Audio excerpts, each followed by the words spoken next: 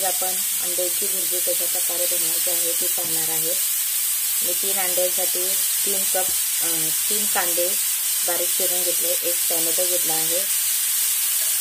तो आता कढईत टाकून थोडा गरम करून घेतला। त्यात आता 4 ते 5 चमचे आपल्याला तेल घालायचे आहे।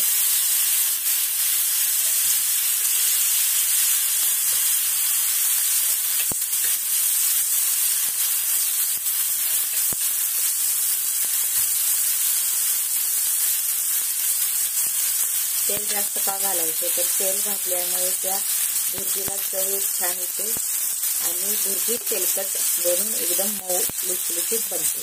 थोड्यासाठी तेल घालायचं आहे। आता कांदा टोमॅटो आपल्याला व्यवस्थित परतून घ्यायचं। परतून झाल्यावर यात आपल्याला चटणी मीठ हळद घालून तेही परतून घ्यायचं आहे। आता तुम्ही पाहू शकत असाल आपला कांदा कशा प्रकारे भाजला गेला आहे। यात आता आपल्याला मीठ हळद चटणी घालून घ्यायची आहे। चटणी 2 चमचे आणि 1 चमचा हळद आणि थोडीशी मीठ घातलं आहे। यात आपल्याला तेलात चांगल्या प्रकारे परतून घ्यायचं आहे।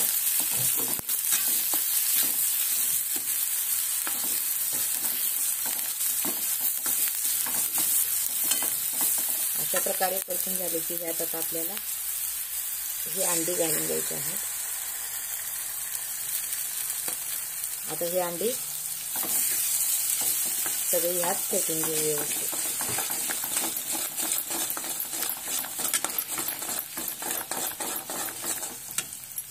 अशा प्रकारे आपली भुर्जी तयार होते।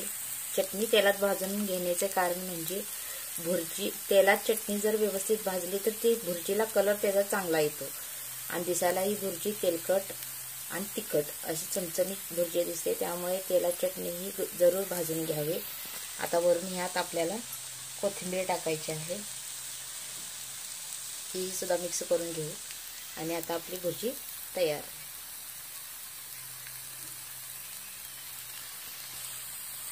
ही आता अशा प्रकारे आपली भुर्जी तयार झाली आहे।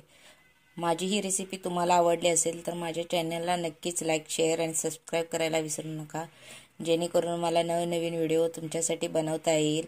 आणि डिस्क्रिप्शन बॉक्समध्ये तुम्ही कमेंट करून नक्की कळवा की तुम्हाला ही भुर्जी कशी आवडली, कशा प्रकारे आवडली आणि आवडते की नाही हे देखील नक्की सांगा।